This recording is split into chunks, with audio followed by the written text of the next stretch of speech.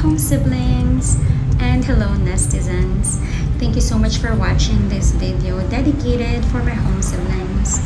So, ito na nga ang way papunta sa Strawberry Farm, home of the giant strawberries.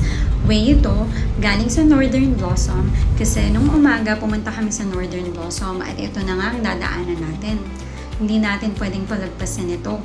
Gusto sana namin mag-strawberry picking pero nung panahon na to hindi pwede kasi kakadaan lang ng bagyo dito sa bansa natin at walang mga bunga na mapipitas. Kaya ang nagawa natin ay magpa-picture na lang sa malaking strawberry. Pagbaba mo rin dito ay matitikman mo tong strawberry ice cream at avocado ice cream. Ang sarap naman talaga.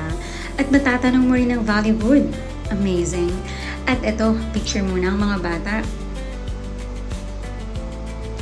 Siyempre kasama ang lolo. At more pictures pa ng mga bata na pwede nilang balikan kapag laki nila. Mapanood nila yung video na to at makita nila kung gaano lang talaga sila ka-cute. Tuwang-tuwa naman talaga ang bata. Lalo na yung pagbaba niya, yung nakita niya yung malaking strawberry.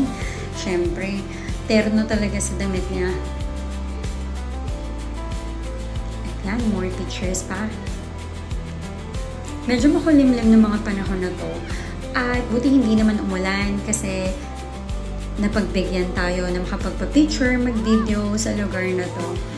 Ang daming tao at marami ring mga stalls sa gilid, maraming mabibiling souvenirs at saka mga pagkain. At hindi man tayo nakapag-strawberry picking, okay na rin kasi nakapagpa-picture tayo sa malaking strawberry. Pagkatapos nga nito ay dadaanan natin ang Colors of Stebosa, ang Valley of Colors ng Baguio. Pero hindi pwede dito bumaba para magpa-picture, madadaanan mo lang.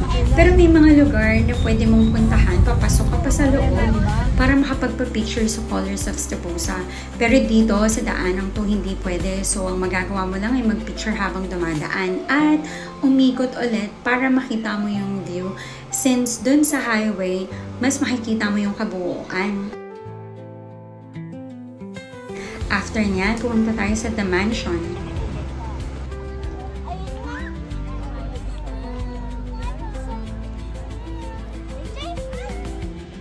Diyan, bawal na magpas dyan. So, yung mga tao, nandun lang sa harapan. Pero okay kasi mas makakapagpa-picture ka ng buo yung mansion sa likod. At meron pang The Mansion na nakasulat sa likod. So, yan, nakapagpa-picture din tayo. So, more pictures pa at sa harapan nito, meron ding fountain na pwede mong pa-picturean na tuwing alas 6 daw ng gabi ay binubuksan.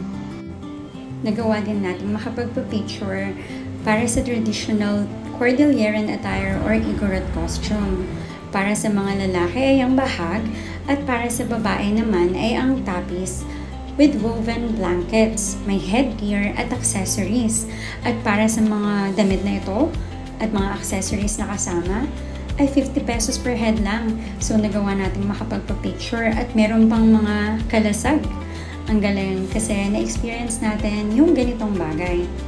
Malapit na rin matapos yung video na to at gusto kong magpasalamat sa panonood sa mga videos na dedicated for my home siblings.